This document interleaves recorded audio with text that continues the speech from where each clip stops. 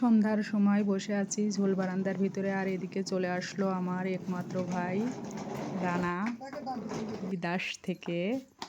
বিদেশটা হচ্ছে আমাদের পাশের দেশ ভারত। তো যাই হোক, আল্লাহ সহির সালামতে আমার ভাইটাকে বাসায় নিয়ে এসেছে। আর এদিকে ভাই লেগেজ খুলছে, কি কি তার পরিবারের জন্য নিয়ে এসেছে। এই যে কিছু ফল, আর দেখি কি নিয়ে এসেছে।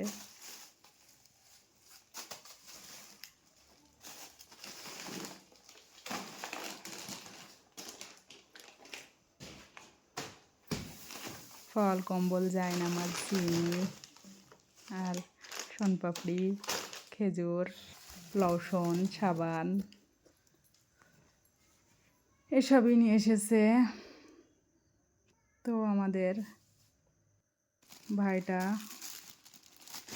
আরও নিয়ে এসেছে একটি জায়নামাজ। এই যে জায়নামাজটি খুলছে,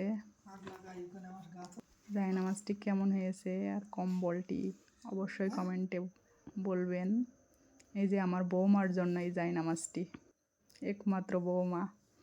আর এদিকে দেখছি খাটের উপরে আরেকটা ব্যাগ রয়েছে, ব্যাগের ভিতরে দেখি কি, এই যে চাদর, তাও আবার 4টা চাদর নিয়ে এসেছে আমাদের চারিমাপুর জন্য, 2 বোনই আর আমার ভাবির জন্য আর আমার মা।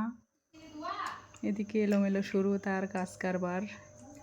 আর এই যে ভাইকে বললাম আগে কিছু খেয়ে নে।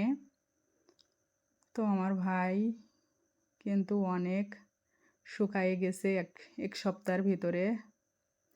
আমার ভাইয়ের পেটের সমস্যা, যা কিছু খাই গার ভিতরে পাকাই, পেটের সমস্যার কারণে কলকাতায় ডাক্তার দেখাতে গিয়েছিল। তো আমার ভাইকে বলছি, শোন ভাই রানা, আব্বু, মা, শম্পা 3 জনের কথা শুনিস নে কোনো মানা। তো এবার যদি না শুনিস আমি কিন্তু চলে যাব ওই দূর প্রবাসে বিদেশে। তো আরাফাতের আব্বুর কাছে নিষেধটা অবশ্যই শুনিস। এই চললাম আমি। তো এই পর্যন্তই, আল্লাহ হাফেজ।